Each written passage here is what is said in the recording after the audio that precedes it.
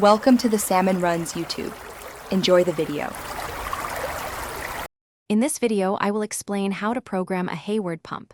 First, locate the main control panel on your pump.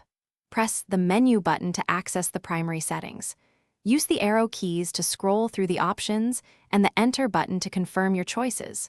Always ensure your pump is in service mode before making any programming changes to prevent accidental operation. This initial setup is crucial for smooth operation. Now, let's set up your daily run schedules. From the main menu, navigate to the Schedules option. You can typically choose from multiple program slots like Program 1 or Program 2. Select a slot and then input your desired start and end times for the pump to run.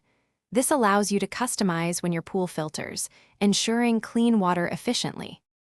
Optimizing pump speed is key for efficiency. Access the Speeds or Flow menu to make adjustments. You can often select from preset speeds or manually set a specific percentage, such as 75%. Lower speeds are excellent for daily filtration and energy savings, while higher speeds are perfect for tasks like vacuuming or when running a heater. Let's look at some advanced features and helpful tips. Check the priming settings to ensure your pump starts correctly after maintenance.